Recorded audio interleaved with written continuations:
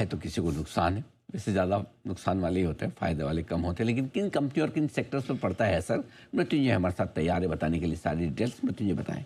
बिल्कुल सर, और एक बड़ा इम्पैक्ट है, और इसको अगर हम डिटेल में समझें तो सबसे पहले हम बात करते हैं ऑयल एक्सप्लोरेशन कंपनियों की, जिसमें ONGC है, ऑयल इंडिया है, वेदांता।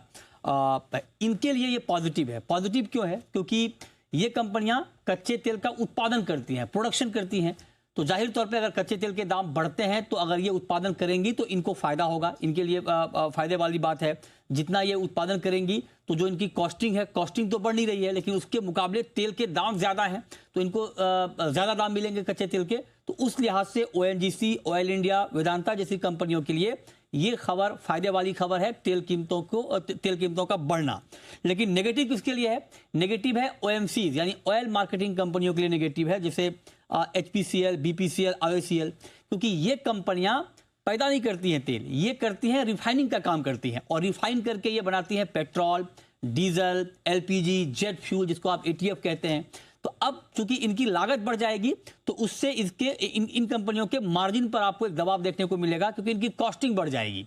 अगर ये रिफाइनिंग करती हैं तो इनकी कॉस्टिंग बढ़ जाएगी, क्योंकि अल्टीमेटली इनको लेना कच्चा तेल ही है। तो कच्चा तेल जब ऊंचे दाम पर ये कंपनियां लेंगी और जब उसको रिफाइन करके बेचेंगी तो इनकी लागत बढ़ जाएगी, जिससे ओवरऑल इनकी मार्जिन्स पे आपको इम्पैक्ट दिखेगा। इसीलिए आज ये इम्पैक्ट आपको दिख भी रहा है, आप साफ तौर पर देख भी रहे हैं कि कितना इम्पैक्ट आज के कारोबार में इन कंपनियों के शेयर पर दिखे हैं। इसके अलावा जो तीसरा बड़ा इम्पैक्ट है वो है पेंट, टायर, एविएशन, इन सब पे है। इसमें आप एशियन पेंट ले लें, बर्जर पेंट ले लें, इंटरग्लो एविएशन ले लें, JK टायर ले लें। क्यों?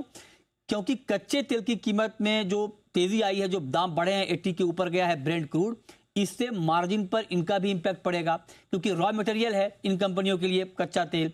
तो जब ये रॉ मटेरियल इनके लिए महंगा होगा तो जाहिर तौर पे इनकी कॉस्टिंग बढ़ जाएगी, और उसका एक बड़ा निगेटिव इंपैक्ट आपको इनके मार्जिन पर दिखेगा। एक और इंपैक्ट होने वाला है शिपिंग कंपनीज पर, जो अभी भी अनिल सर ने आपको बताया भी था कि जो रूस की शिपिंग कंपनियां हैं वहां पर तेजी आ गई है। तेजी क्यों आई है? क्योंकि अगर सप्लाई कम होती है तो शिपिंग कंपनियों की अगर डिमांड बढ़ती है यहाँ पर तो फ्रेट रेट बढ़ जाएंगे, तो उससे शिपिंग कंपनियों को फायदा होगा।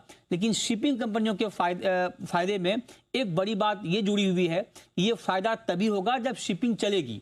अभी मान लीजिए स्ट्रेट ऑफ हॉर्मुज में अगर बेशक वो आधिकारिक तौर पे बंद नहीं हुआ है, लेकिन शिपिंग की एक्टिविटी कम हो गई है, बहुत कम शिपिंग हो रही है, डर का माहौल है। तो अगर शिपिंग होगी तो फायदा होगा। तो अब ये देखना होगा कि ऐसी कंपनियां कौन कौन सी हैं जो स्ट्रेट ऑफ हॉर्मुज के बाहर शिपिंग का बड़े पैमाने पर काम करती हैं। ऐसी कंपनियों के लिए बहुत फायदे वाली बात है, जैसे रसिया की शिपिंग कंपनियां आप ले लें। लेकिन जिन कंपनियों का एक्सपोजर स्ट्रेट ऑफ हॉर्मुज के जरिए ज्यादा है, वो कंपनियों के लिए फायदे वाली खबर तो है, लेकिन फायदा तब होगा जब शिपिंग की आवाजाही बहुत तेजी से होगी। अदरवाइज ये कंपनियां आपको दबाव में ही दिखेंगी। बिल्कुल। तो ये है कुछ सेक्टर स्पेसिफिक हमने आपको एनालिसिस करके बताया, कच्चे तेल के बढ़ने से कौन कौन से सेक्टर को नुकसान और फायदा यहाँ पर हो सकता है। बड़ा काफ़ी लंबा चौड़ा है, डायरेक्टली इनडायरेक्टली लगभग सारी कंपनियों पर असर आता ही है। और सबसे बड़ी बात है कच्चे तेल का असर सब पर आ जाता है, क्योंकि अल्टीमेटली कच्चे तेल की तेजी इन्फ्लेशन बढ़ाने वाली होती है। तो आज कई सारे स्टॉक्स हैं जो डायरेक्टली और इनडायरेक्टली दोनों ही तरीके से, एक बार जरा सिद्धार्थ जी से राय ली जाए पूरे